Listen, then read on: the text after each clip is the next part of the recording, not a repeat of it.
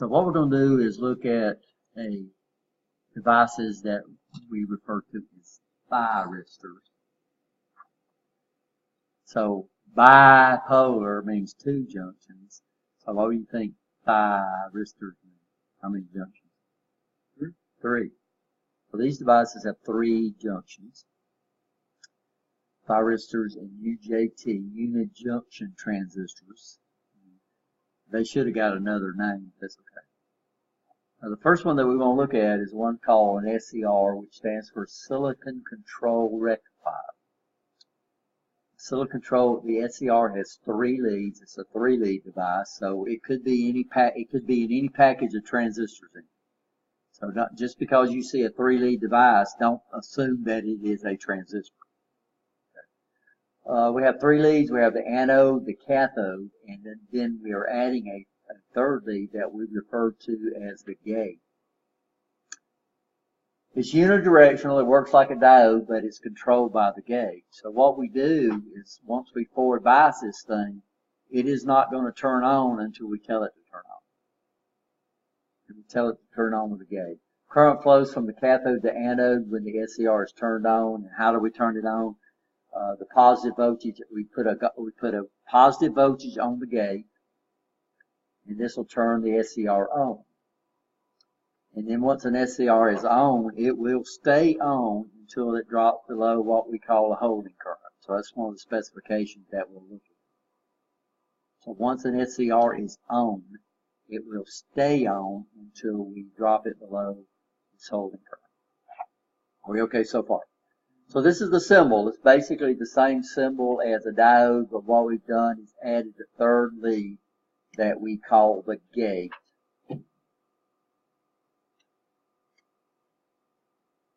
We'll show y'all some SCRs. These guys run DC devices. They've been running high-powered DC devices for years.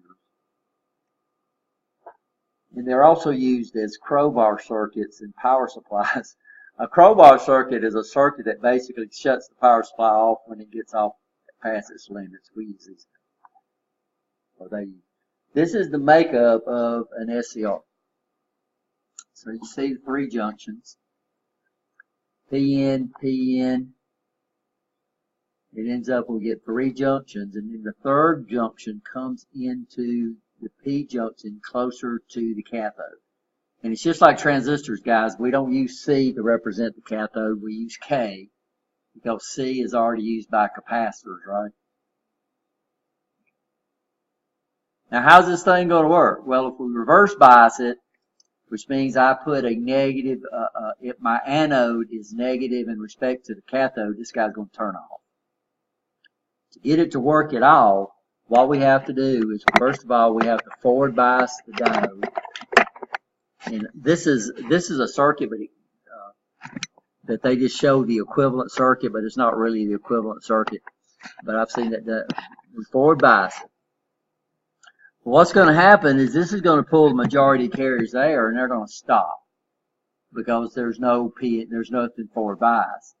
This is going to push the majority of carriers that way, and then it's going to stop. So we're forward biased, and this thing right here is cut off. Right? You understand? But as soon as I come over here and put a positive on the gate, then this diode forward biases, and all of a sudden this drops 0.7 of a volt, and that negative potential moves right there. As soon as that negative potential moves right there, now this junction is forward biased, and then we have current flow. And it's avalanche. Now now I can take that gate voltage away, and it don't make any difference. Once this thing is fired, it will stay fired because that 0.7 of a volt stays there, that 0.7 of a volt stays there, and this guy right here will conduct forever. Until we do what? Until we take one of these voltages away. As soon as we drop it below what we call its holding current, this guy cuts off. And what's it waiting on again? It's waiting on it to be forward biased, and then waiting on a gate signal.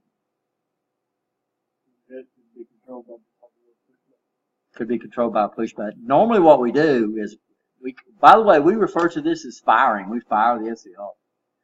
But what we can do is I can come over here And let's say I'm looking at this. I got a half wave. And somehow what we do is we delay the firing of the SCR. So here goes my SCR, and then I fire it. I turn it on, fire it, and then it comes on. And then it conducts.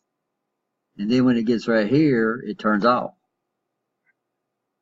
And then it comes over here, we wait, somehow we delay it, and then we fire it. And then it turns off. Every time it goes to minus, every time it goes to 0, it cuts off.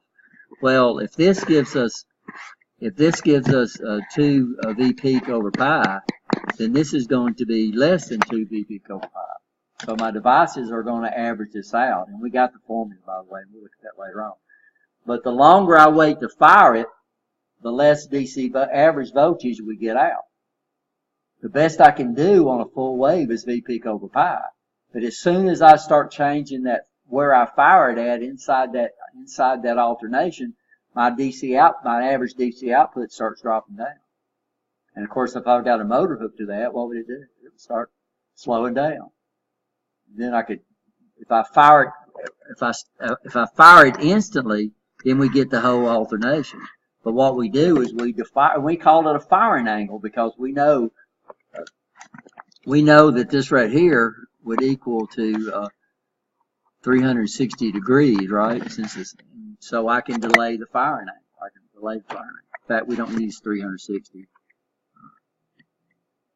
Sorry, even though it is technically 360, we don't use that. We still call this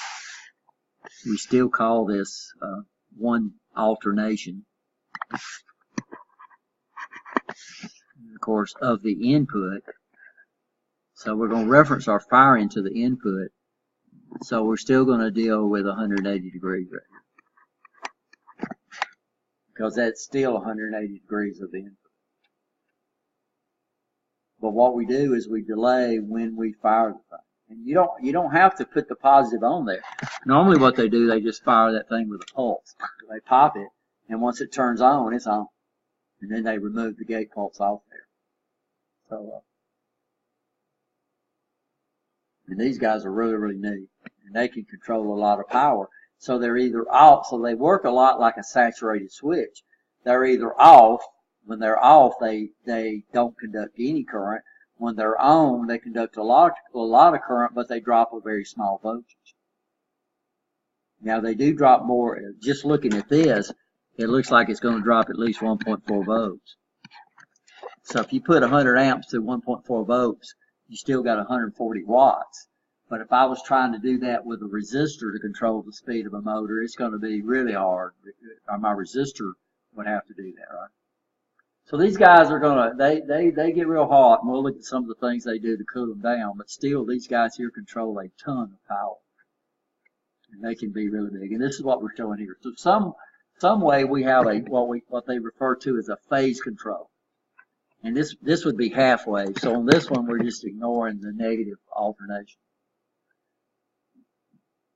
And what we're doing is we're going to fire it I need to get another cord right here. I'm going to fire it somewhere within this alternation right there. So that phase control right here would determine whether we fire it at 0 degrees or whether we fire it at 30 degrees or whether we fire it at 45 degrees or whether we fire it at 90 degrees or whether we fire it on this side over here. The further I wait to fire it, then what? The less average DC I get out. The motor takes an average all that. It takes an average, it's just like when we came up and did this. The motor don't see these peaks. What does the motor see? Well, the motor sees 2 V peak over pi. That's what it sees. That's exactly what it sees. It's just like what your meter measures. So what your meter measures is what a motor would see. It sees the average DC. Now here, of course, if I do this, then the best we could do would be V peak over pi. That would be the best average we could do, possibly on halfway. But they do some halfway. Most of the time they do full wave. And they'll actually come in here and do this, where they'll come in here and put 2 regular diodes like up in here. And then down here, these diodes would be SCRs.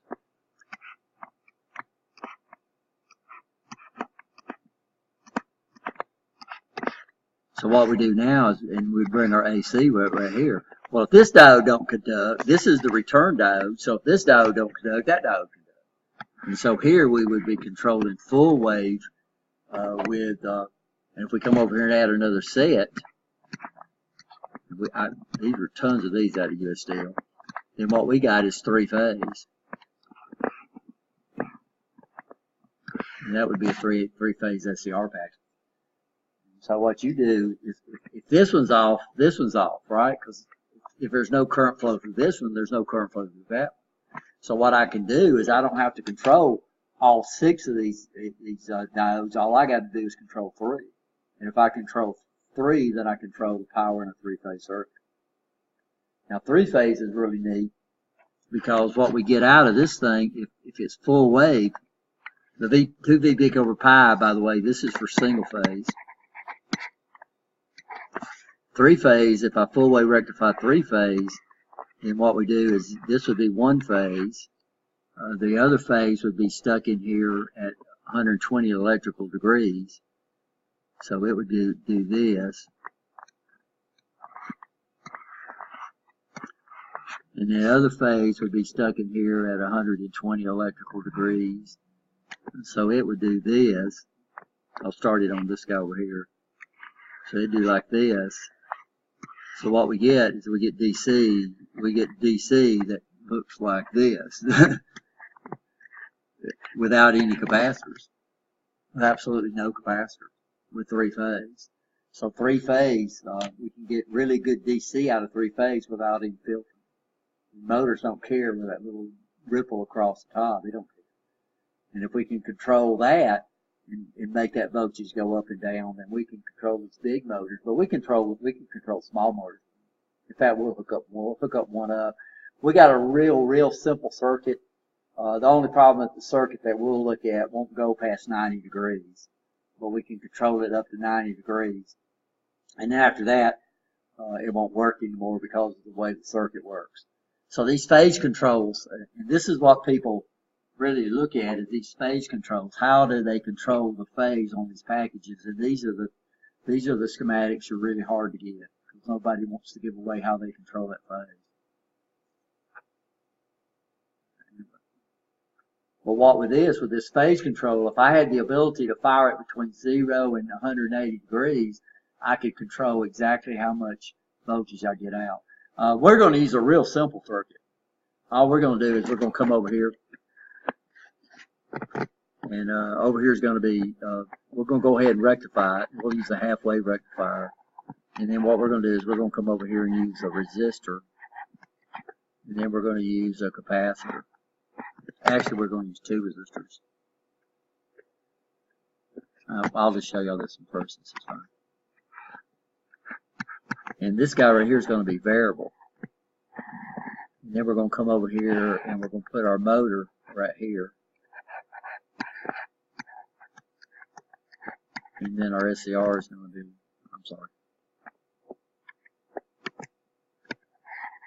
what I need to do is bring this down. And then our SCR is going to be right here.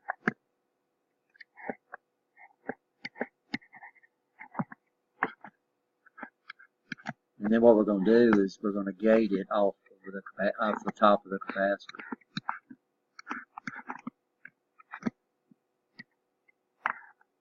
I should have drawn it. This is the basic little circuit. And what we're doing is we're delaying this, what we call an RC time constant. So, Charles, you hadn't had AC, had you? Okay, but you have, right, Brian? Yeah. What we do with a capacitor is a capacitor charges, and we can control how fast it charges using what we call an RC time constant. So the time in seconds would be equal to R times C. Well, what we're doing here is we're delaying this by that capacitor, but we're reversing what? We're controlling R. So what we're saying is that it takes whatever the gate voltage is, even though this guy right here is going up, it takes a time for this to reach enough voltage to fire the SCR. But the problem is I can't get past 90 degrees because now the capacitor won't charge anymore because we're not giving it enough time to charge. So if I get it where I can fire it at 90 degrees, then all of a sudden it starts dropping down and the capacitor won't charge anymore. So this little circuit, the best we can do, the best firing angle we can possibly do is 90 degrees. As soon as I get that resistor up high enough to charge past 90 degrees, it'll never charge and the SCR will never fire. So this is a cute little circuit just to see the thing work. So a firing circuit that gets all 180 degrees of that alternation would be a lot more complicated. We have to use some integrated circuits and integrators and all kind of neat stuff. We've designed one before and it worked pretty good, but it's just more complicated than what we need to do. So what we do is it's basically the same, but we replace that with a phase control. So what you do is you got a little knob up here that you turn and you say 600 RPM. But as soon as I add electronics, we can add what we call feedback. So what I can do is I can have my electronics, my control that's firing the SCR, and then we could come over here and, like, if this is a motor, we could have a speed sensor on this thing. And then we could bring this into the electronics. And now I can do what? Now I can specify a speed. And now the electronics would maintain that speed. So even if I load my motor down, the electronics would actually add enough energy to keep it running at the same position. Now what you have to understand, I can control the speed of a DC motor like this.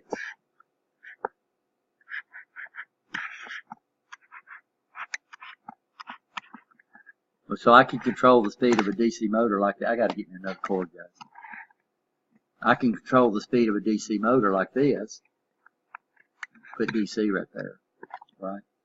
And make this, I can control it like that, right? You understand? But what's the problem? Well, if this guy's a certain horsepower motor, then, you know, and I'm coming up here and I want to slow it down. Let's say this is 5 volts. And this guy right here, let's say we have 15 volts of drop. Well, then that resistor there is going to drop 10 volts at whatever current's required to make that motor produce that horsepower. If I slow it down and this goes down to 2 volts, then this guy right here is going to go up to what? This guy right here go up to 13 volts. So your resistor is going to get really, really hot. I could control it with a transistor. So I could come up here and put my transistor right there. But remember, when we operate the transistor in the active region, it acts like that guy right there. So what's it going to do? It's going to produce a lot of heat, right? You understand? That transistor is going to have to be really big. If I do it with the SCR is either on, like a saturated switch. If it's on, it's going to drop almost no voltage, so I can get a lot of current through it, and it don't produce a lot of power. When I turn it off, there's no current flow. So it means I can get a lot more drive out of this SCR than I could possibly get out of a transistor that we run in the wall. Now you have to understand, I don't have to run the transistor in the active region. I could run it as a switch. Well, what would happen if the transistor, if I turned that thing off and on and off and on and off and on, what would the motor do? Well, the motor would average it out, right? So we got another technique that's very popular called pulse width modulation, where what we do is we come up here and we turn on the transistor, but what we do is we don't change the frequency, we just change the amount of time that it's on. And this is called pulse width modulation. What do you mean? No, I got all kinds of things. I mean, I got boxes of these things. I'm sorry, not box, a box.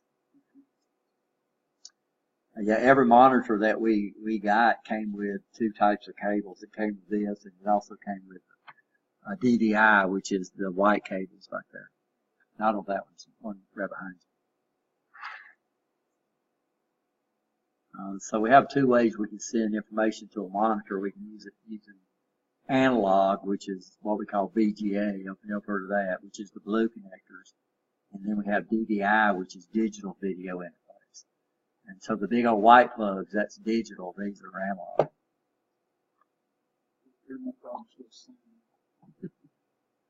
Well, yeah, but the video cards that Nancy bought was DVI cards. So all these were originally burnt with DVI. So she bought a video card that was probably 10 times better than we possibly needed. Well, when the video cards go out, the motherboard has got a video built into it. So instead of going through a video card, we just plug it into the motherboard, but it's VGA. So you notice through time, these video cards have been going out. So some of them you'll see the white cords, some of them you'll see the blue cords, and they're the same monitors. But the monitors usually support both techniques. And we'll look at pulse width modulation too. It's really cool. This is probably one of the most popular things used now. SCRs are not used as much as they used to be because of pulse width modulation, how we can control it with transistors. Transistors, when you saturate transistors, they drop almost no voltage. On the SCR, you're still going through two junctions, so we're talking about at least 1.4 volts, right? You understand? So that means if I'm trying to get 100 amps out of this thing, that's still 140 watts.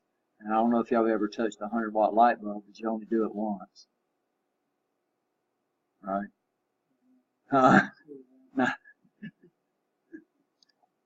There was a story going on at US Steel, and I don't know if it was true, but they had a guy that worked on a scale, and he cut off. He was trying to line up something. And he put his finger through a hole, and another thing went through it and cut his finger off. And they was over there asking him, how did you do that? And he said, it's like this, and he stuck in his fingers in the same hole and cut the other finger off. But that's just a story, you know. How did you do that? Well, I did it. So I need to get that video too that you gave me too. I want to start showing that to my class. Where that guy's trying to make all that how to.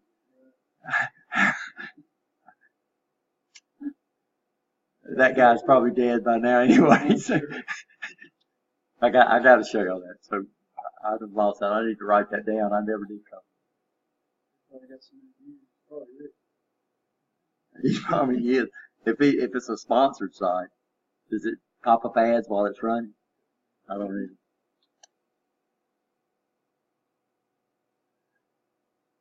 So phase control circuits are pretty complicated. This right here is really easy, but like I said, it won't work over 90 degrees. Y'all understand why, right? Because if you're giving the capacitor so long to charge up to a certain voltage, and you get past 90 degrees, if you adjust the pot past 90 degrees, the capacitor will never charge up far enough to fire the capacitor. So SCR, we can use these in stages. US Steel called them buckets. They have what they call a three-phase. It had six big diodes in there, and they were all mounted on the heat sinks. Let me go ahead and pause this. So these come in the TO92 case. So these are SCRs.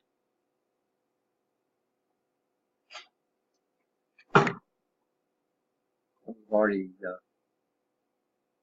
So this is the same transistor that we'll be using, but so just because you see a 3-lead device does not mean it's a watt. It's a transistor. It could be an integrated circuit. So voltage regulators usually come in 3-pin packs, either fixed or even variable. Triacs will come in a 3-pin pack. UJTs will be a 3-pin pack. FETs will be in 3-pin packs.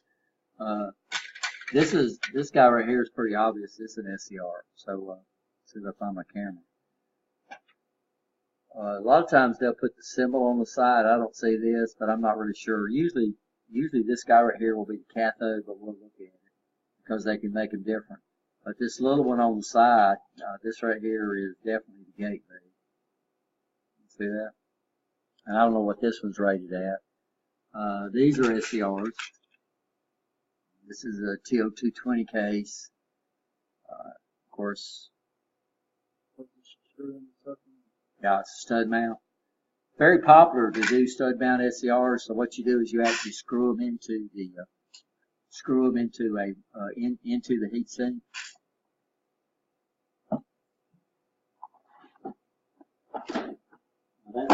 That's a diode.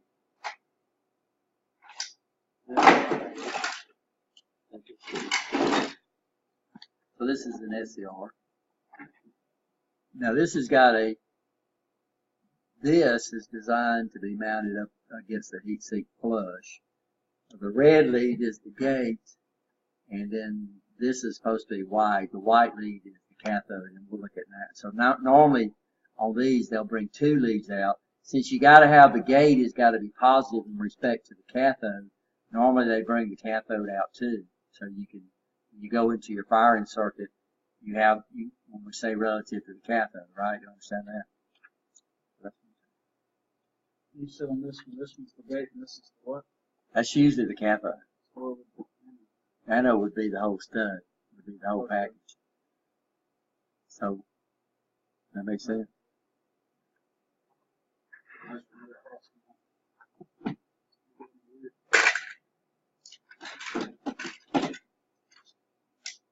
That's a guy.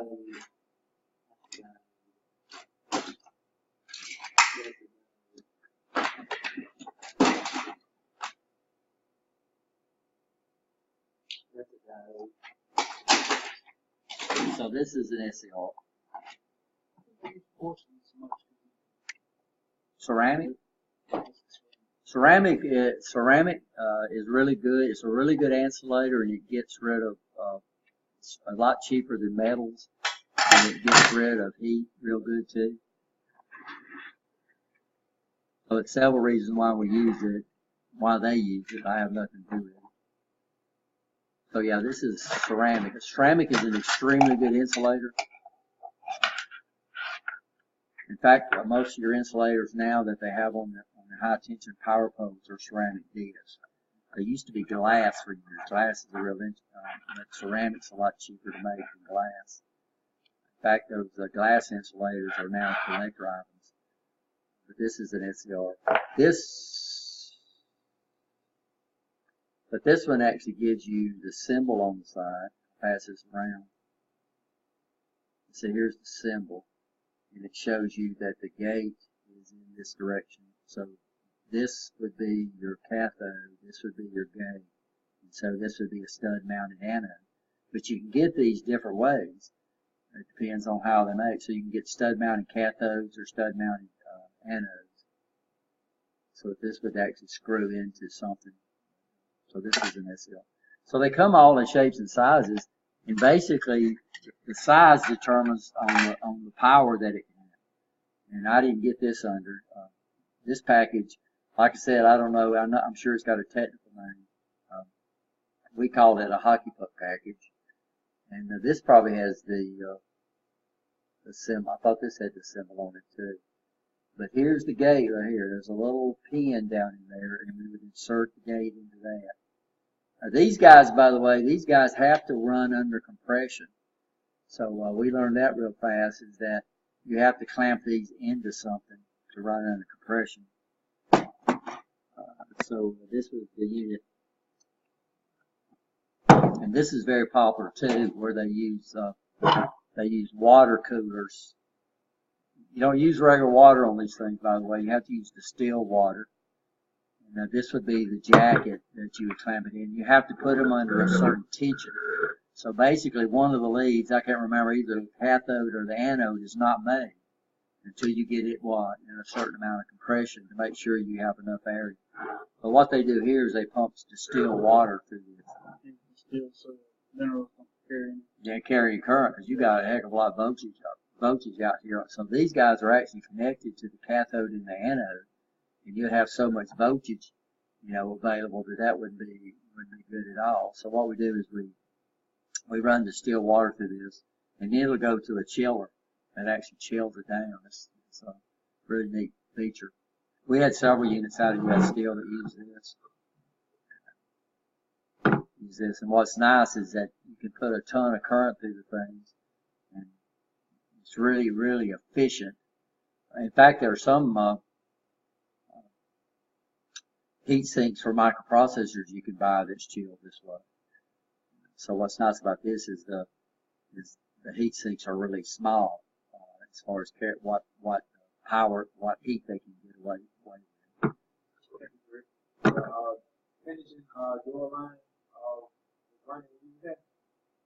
I don't know. I never made it over there. I worked in Fairfield. We worked in Fairfield. I was in the Fairfield crew, and we worked Inslee too. This is an electronic crew for Inslee. So Inslee was still running when I worked. In fact, I don't know if I told y'all this or not. I was in the powerhouse when they shut the powerhouse down for the last time. We owed them. All their closed circuit TV cables. They had paid for us to come in there and reinstall them, and we were putting brand new cables in there. And they shut the power plant down, powerhouse, and they never fired it back up. Inslee, the rollers on Inslee, so that's back before we did casters.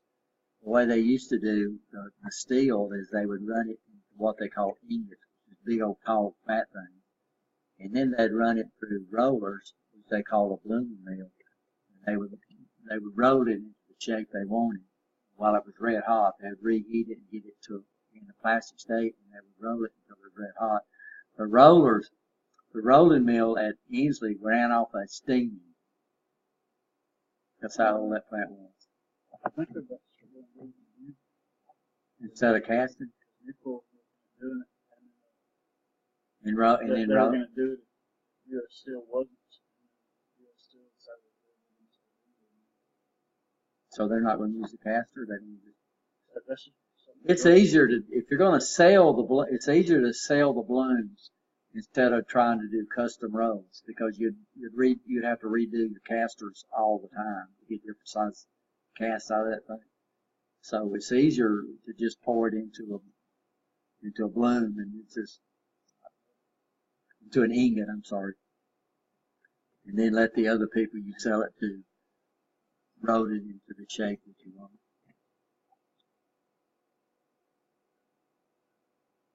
So we'll figure out, and we'll hook up that basic little circuit. We'll bring a little DC motor out here. We'll get an SCR. And by the way, SCRs, we can check them with them. The problem we have with checking them with meters, of course, your meter has to break over 2 junctions to keep this thing conducting. And another thing on your bigger SCRs, your meter just don't put out enough current to keep them conducting.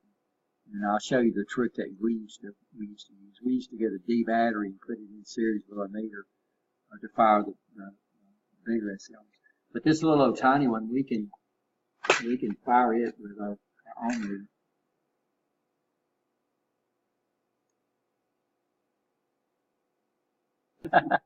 So, bring your camera back up, put it on full screen. Not full screen. So this is our little SCR.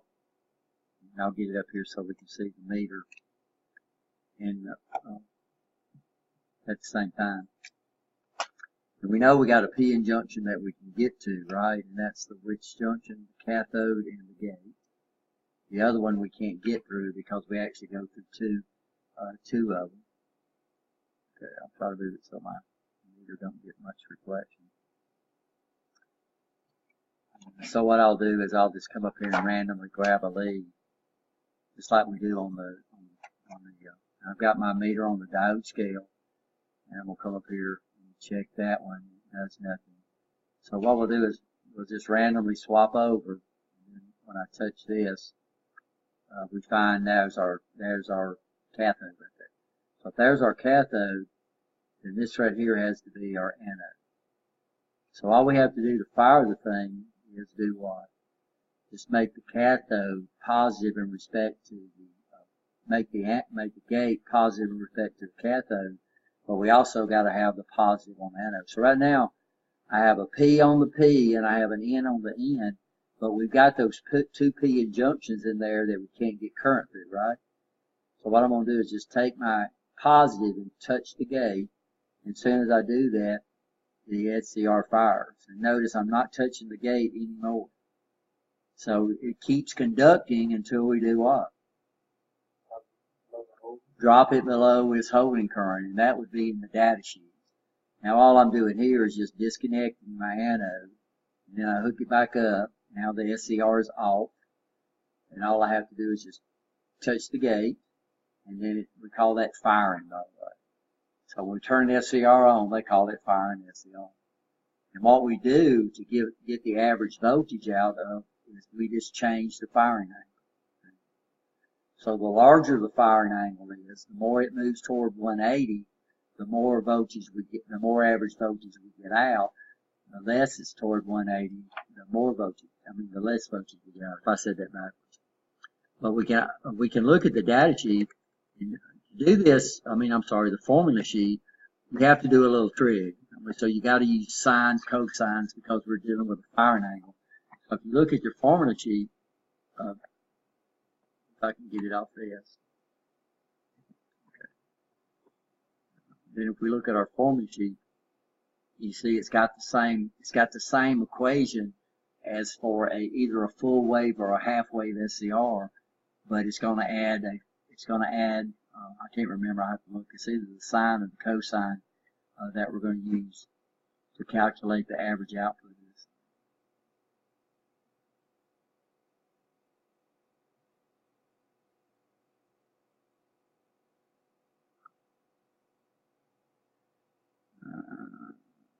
So here's our formula sheet right here. Oh, okay. That's not our formula sheet.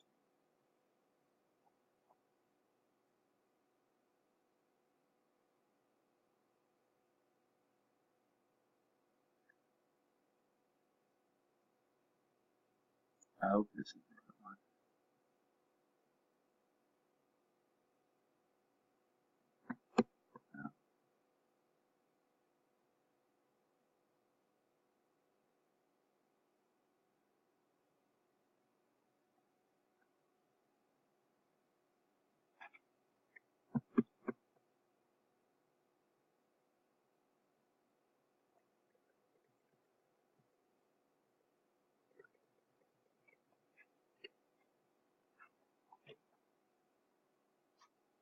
Oh no. That data sheet for most where you find out what the gate is to be at. Now the voltage, the gate voltage. This is the little small one that we're looking at is a EC 101 or 103. So I think we have that one on. I think we have that on. In fact, I think I already got.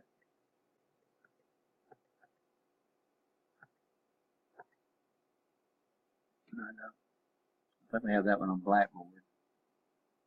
And I think we have the other one too.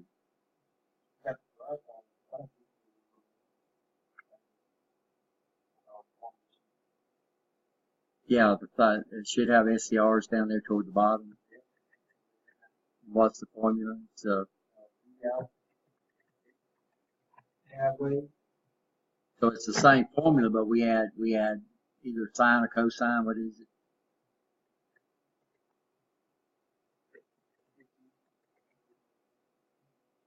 Oh yeah.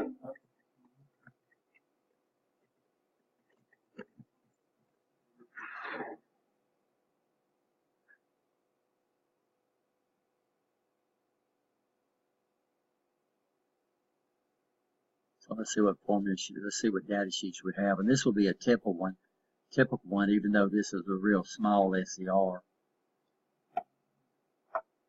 Data sheets. If not, we'll look it up.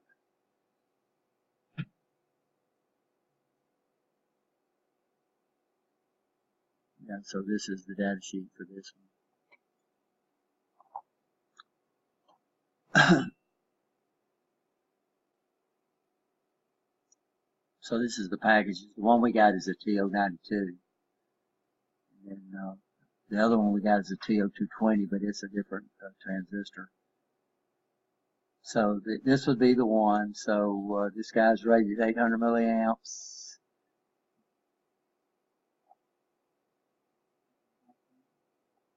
Your gate current, so your gate current has to be at least 200 microamps, so it doesn't actually give you the volts.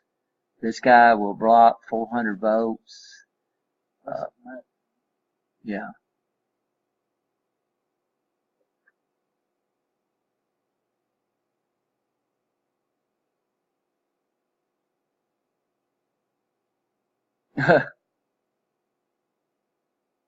Oh, so this is the gate voltage.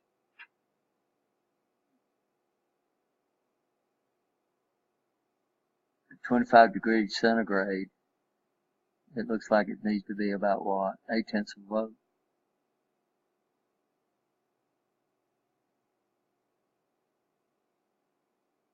And firing time, delta T. And here's the holding current right here. So the holding current would be 5 milliamps. So if you drop below that, it would probably do what? Shut off. Now what's the ID number next to it? That's maximum probably. Hold. This is hold. This is maximum.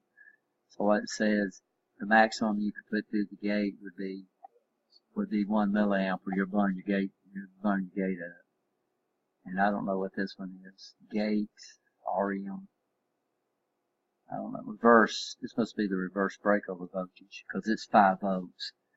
So this is the reverse breakover voltage. So if you put more than 5 volts on it, then it would break over and it would mess it up. Then the power, I don't know, that don't make sense right there.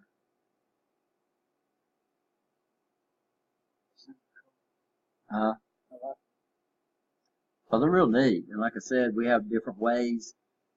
The most popular ways now to control a DC motor is using transistors, and we use what we call pulse width modulation. In fact, pulse width modulation is so popular that a lot of your new PLCs provide pulse width modulation outputs. So you can just say, I want to run at this speed, and it will automatically do the pulse width. SCRs, you got to have that phase angle. All you got to do with a pulse width modulation is change the width of the pulses, and I'll show y'all that. Too. And that's the most popular, because now your transistors are either off or they're on. And if they're off, they're not conducting any current. If they're on and you saturate them, then they're not conducting hardly any current at all. It's just what's so strange is the maximum current you get is not when they're on and not when they're off. It's when they're switching. So while they're switching, and of course what we do is normally when we look at something switching, we think about it. We think it's doing like this, but that's not true, because that means it takes 0 time for it to go from this voltage to that voltage. So in real life, what happens is that your voltage across the load would be doing this, while the output of your pulse width modulation circuit would be doing this. So when it outputs, it's got 0 voltage drop, then the maximum voltage drop would be across your load. Does this make sense? Well, look at that point right there. Well, this point right here, you have current and you have voltage drop in your transistors. So your power curve would look like this. So you get your transistors are producing their maximum power at this point right here. In fact, it kind of looks like that. So saying they don't drop any voltage, saying they don't produce any power at all is impossible, because it takes time to switch them off and switch them on. Does that make sense? So yeah, even in pulse width modulation, the transistors still get hot, but it's still a lot cooler and still a lot more efficient than trying to do it with resistors. At US Steel, to control the speed of the cranes, they control them with resistors.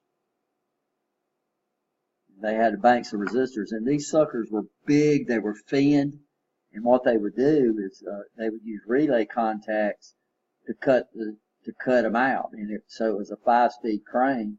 And so what it had this right here. It had 4 resistors, and then high speed, what you would do is you just close all of them and bypass all your resistors. These guys here, the resistors were huge. They had fins on them for heat sinks. They were inside a cage. Them suckers got so hot, they were inside a cage. Yeah. Yeah. So now they either use SCRs or they use pulse width modulations to control those DC cranes. And another technique that we got is we called it variable. It's AC. It's variable frequency drives, but it's actually a more variable speed drive or variable speed drives. And what they're doing is they're simulating AC by using pulse width modulation, which is really neat. So they come up and do something like this, where your AC motor is going to see it like that.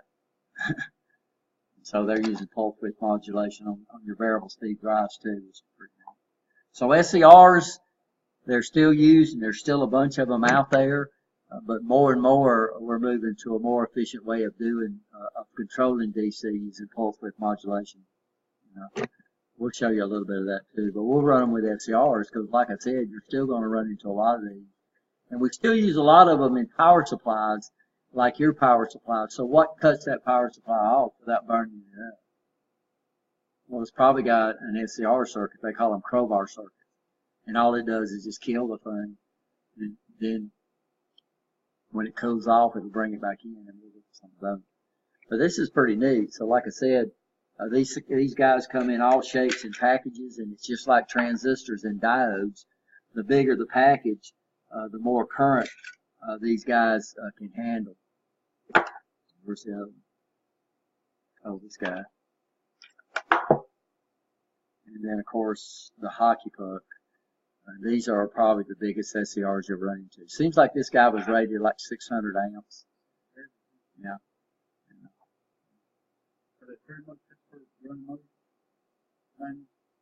Well, anything that runs off DC that averages it out without us having to filter it. We could filter it with big capacitors and stuff like that, and we could run these off. So they ran on a lot of heaters for a long time, variable temperature heaters, where you just go in and just set a temperature and even on those, you don't want to run. You can run a heater, electric heater, through a rheostat, but what you're still dealing with is something that drops the voltage. So for years we ran electric heaters ran off SCRs or Triacs. Triacs also. Triac is a version of this too. What we can do with a Triac is we can control AC, and we'll look at that in a minute, which is the next version. But like I said, what we'll do is we'll hook up a circuit on one of these SCRs. I think we've got one. I think this one right here is one we'll probably use. So notice what we've done is we've soldered leads onto the gate, my cathode lead. And we'll figure out what lead is this. So we can figure out what the cathode is real easy, right? So all I have to do is just put my positive on my gate. I know this is the gate. So I put my positive on my gate, and then I'll just take my meter and touch the other two sides. Because you can't assume that the stud is the anode, and you can't assume it's the cathode because they make them different.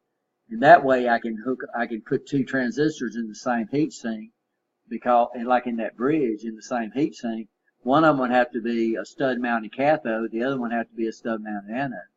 You know what I'm talking about?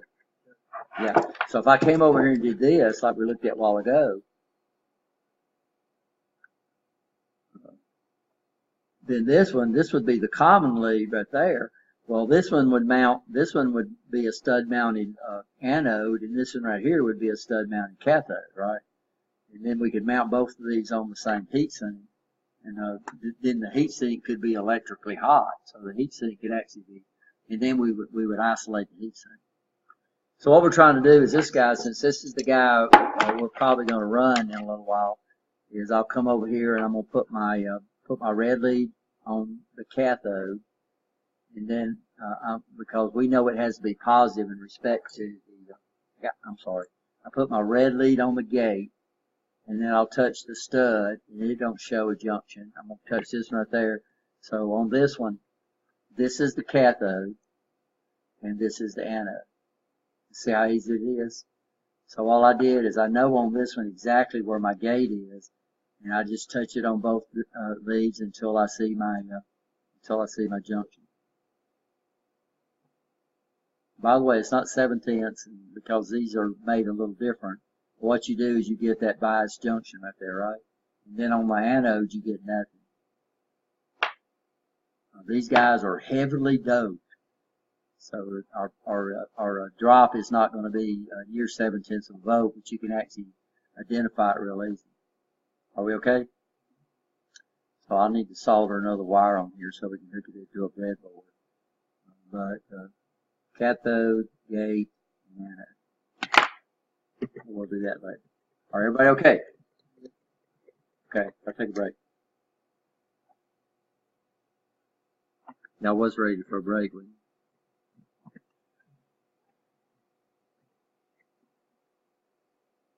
Y'all get up and walk around or do something. Don't sit there. Huh? Yeah, the way a triac is made is we come over here and we take one, it looks like an SCR, so we come over here and we have this.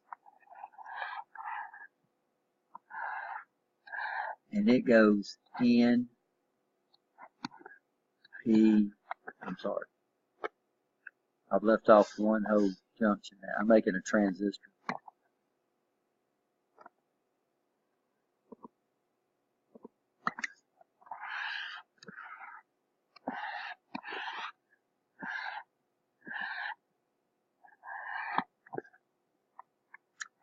N, P, so it goes, I'm sorry. Do that wrong. So an SCR would go P, N, P, N. And then our gate would be attached right here. But what I'm going to do with the triac is I'm going to take another one of these guys and I'm going to put it this way. This guy's going to go N, P, N, P. And then what we do is your gate would be like this. And then these two guys are connected together. And then these two guys are connected. And this is all done internally. So what happens is that when I forward bias this one, this would be a positive, this would be a negative. Then I put this guy right here, that positive and negative be right there. So this guy has the ability to turn on. This guy right here is reverse bias. So there's no way in the world it can turn on. Right? You understand? So if I come over here and apply a positive pulse of that, that's not going to do anything to this one because that's a positive on the end. That's not going to do anything. But it's going to turn this one on the left on, and it's going to allow the current to flow up in this direction right here.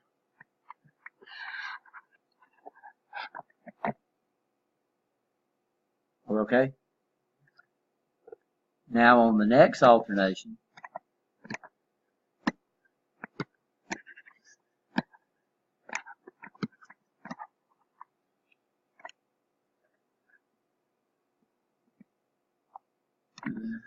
this is going to go negative. This is going to be negative. This down here is going to be positive. This is going to be positive. This guy right here is going to turn off because this reverse bias, right? You understand? This one has the ability to turn on, but what do I need to put on the gate? I need to put a negative with respect to the cathode to turn that one on. This guy right here is off, and now my current flow would be through this direction right here.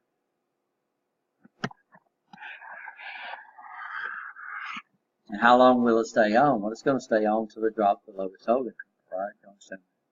So this is just an SCR. It says that one we gate with a negative, the other one we gate with a positive. And what's these things going to look like? Well, we got to have this right here, which is still called a gate, I think. And then we got one. We have one lead called MT1, and the other lead is called MT2. So one of them might be the gate, MT1, MT2. And does it show it that way in the book? Sometimes I get those backwards.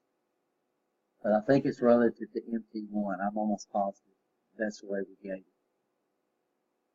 So we have to forward bias it relative to MT1, I think. Does it have a picture of it in the book?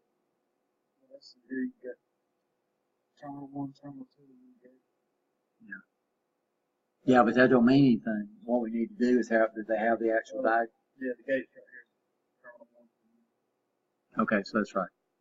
So terminal 1, which is technically called MT1, main terminal 1 and main terminal 2. The book probably calls it T1 and T2. Is that what they call it? So what we do is we gate this thing relative to MT1 or main terminal 1 or T1. Now the symbol for this is, your book shows you that. The symbol for it is we put two bars. We come over here, we turn one way, then we turn it the other way. I'm sorry, Rich.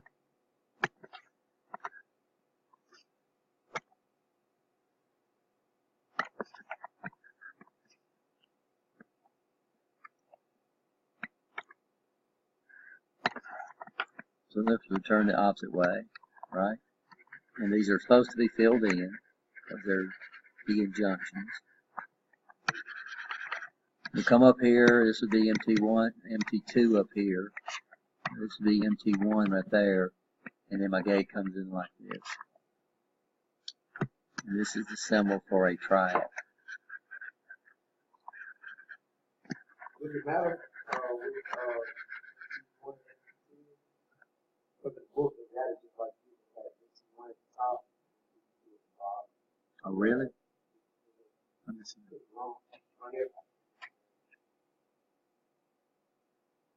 Yes, it does matter because what we do is this. How does the actual textbook show it? So that one right there looks like it might be wrong. We'll look it up and see if we can get the symbol to make sure. So it does matter because this is the way we bias it according to MT1. So what's nice is that we can come over here and I can put AC on this thing. So if I gate this at 0 degrees, then we can use this as an AC switch. So we can electronically turn this thing on, or turn it off, and it has no moving parts. So we have a device called a solid state relay, and this is what it uses. It uses nothing but a triad. I have motion lights on my house. How does it turn those lights off and on? Triad. Yeah, there's no relays inside. So if you've got lights in your house that come on at night, even my porch lights and everything, I got motion detectors on my porch lights. So when I walk up on the porch, anybody walks on the porch like them, we don't have to leave it on my back deck. I've got a motion detector on that too. But it uses a triad. We can use these things if we change the gating, if we change the firing angle. If we change the firing angle, then what can we do? Well, what we'll do is we'll vary the amount of AC. So what I would do is I would come over here and do this, and they vary the amount of AC. So what can we do with that? Well, anything that, this don't work real good with electronics, but heaters. So if I wanted to be able to vary the temperature of a heater and not have it come on, so most electric heaters either use relays or triacs, but we constantly do what? We turn them on and turn them off. We turn them on, they get real hot, and then they turn them off. Well, your more expensive one, you can adjust the temperature and it'll raise the heating coil up to exactly the right temperature and it stays there. Well, see, those are going to use a triac, but we're going to control the firing angle, right? You understand? On when these things can go. We can't use these things to control an AC motor. Because AC motors they're not controlled by voltage, they're controlled by frequency. So the speed of the RPM of an AC motor, the formula is RPM is equal to RPM, Rich. RPM is equal to 120 times the frequency divided by the number of magnetic poles that we have inside. So we don't want to change the frequency, because if we just change the frequency, we have something called X sub L that you'll learn about in DC. If you change the frequency, you'll change the current into the motor. So normally the way a lot of our motors are changed, we change the number of poles. So like if you got a ceiling fan, anybody got a ceiling fan in their house? 3 speeds. All you do is just do what? Every time you click it, if you looked at the little switch in there, it's got 3 wires coming out of it. And all you're doing is changing the what? The number of poles, the way the motor is wired. So we don't use triacs to control the speed of an AC motor. We can use SCRs to control the speed of a DC motor, but a DC motor doesn't depend on a frequency component. But we can definitely use it to control heaters. We can use it to control lights. So if you got a dimmer in your house, anybody got a light dimmer in your house? Where you can slide it and the light comes dimmer, that's a resistive load. So that's going to be a triac. So we can change the average there. We can use them as solid state relays.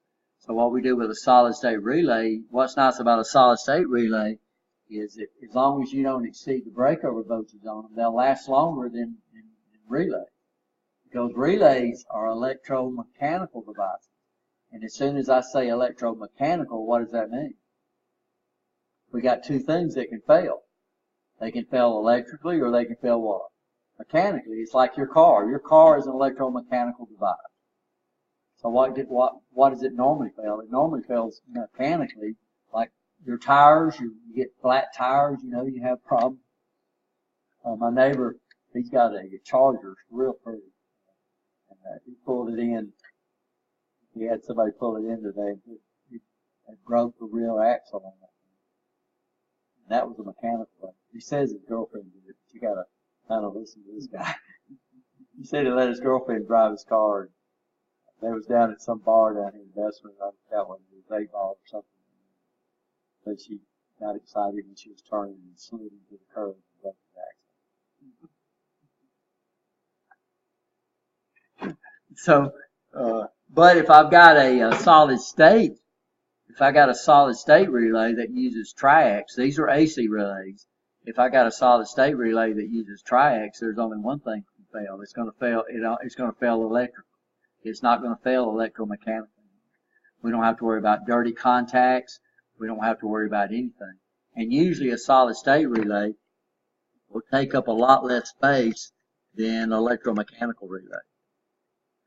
So I think when Brian was up here a while ago, I just brought up some solid state relays, and they're flat packs. They look very similar to this, but this is not a solid state relay. This is a rectifier. It's not a bridge, by the way. It's where's my camera at? But a solid state relay will look very similar. This full wave or halfway?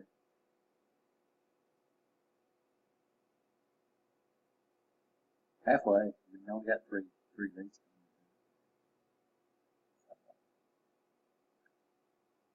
You got, here's your DC out right, but your solid state relay would be exactly the same. They would look exactly the same thing. But normally on a solid state relay, all you have is four terminals on it. One for your control and one for your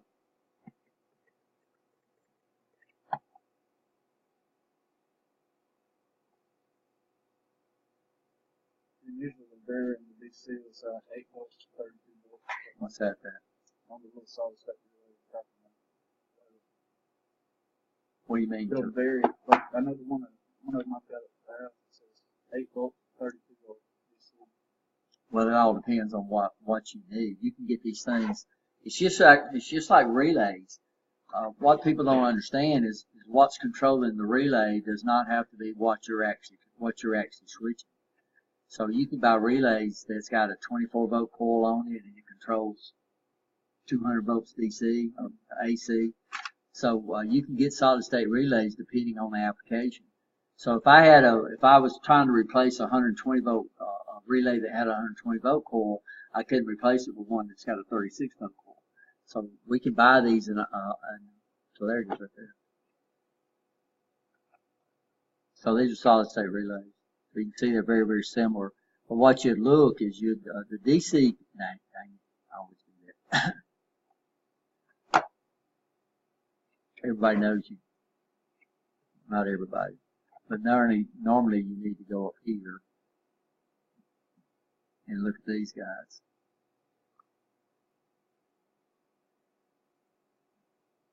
And normally they'll have the, I'm still in the ads.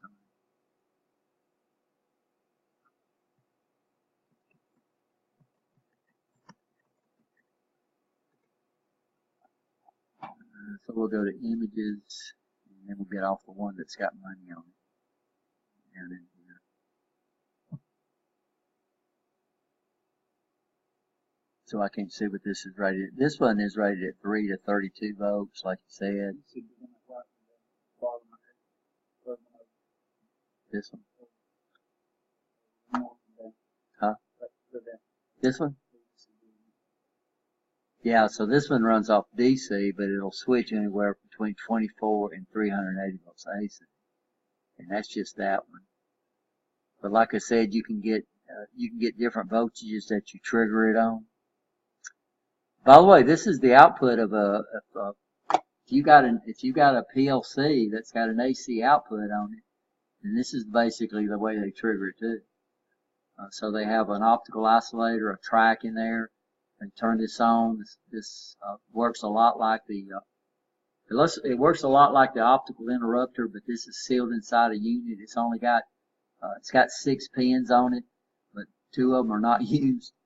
And then bring in so over here I've got 204. This would be a triac.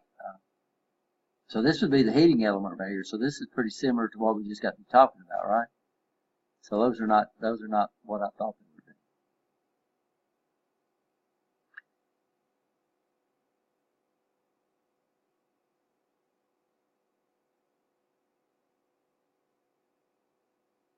Yeah, so this diagram would be one controlling, where'd it go? Controlling the heater. I don't know what that one is.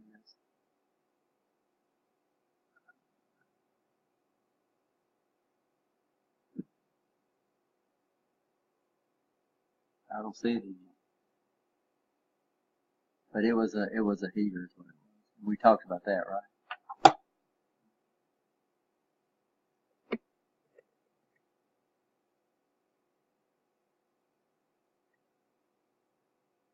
A triac is a bidirectional triode thyristor equivalent to 2 SCRs connected to allow current flow in either direction. But that's not exactly true. It's got the same layup of an SCR, but the layers are backwards. It still has the same 4 layers, but instead of going, it still goes in the same order, but the gate, on the SCR,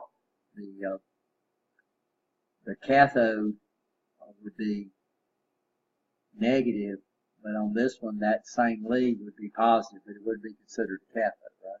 And what do we call the terminals? So here's the symbol. So this right here looks like it's backwards. I don't know what this gave out. But I'm almost sure. No, it's right. MT1 on the bottom. MT2 on the top. What would you show me at?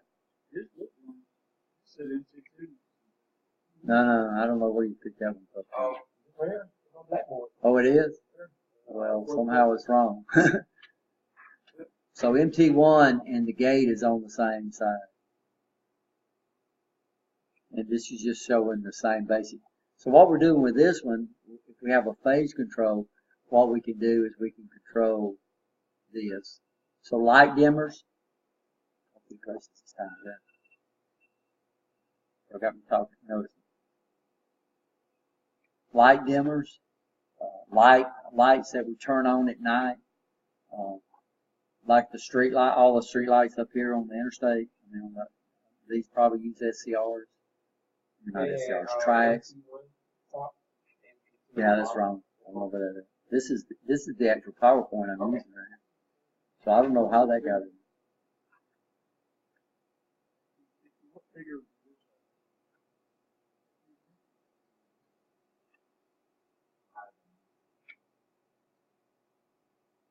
Yeah, these actually came out of another book than your book. It came out of this book right here. Of course, we give them credit for it. And it's the same figure. It's in chapter 15. I need to get the chapters too. What else we'll look at here, guys, before we leave? We'll look at, next time we'll look at Dyax, and we'll look at UJTs, and then, Second test is is it Tuesday? Okay, so I need to get y'all a review out, right? you want to take a picture of this chapter? No, I'll just write it down. So what chapters are these in?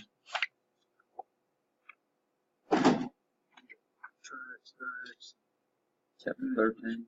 Okay, I'll just change it in front of my PowerPoint. I'll upload this version. That's strange. Ain't it?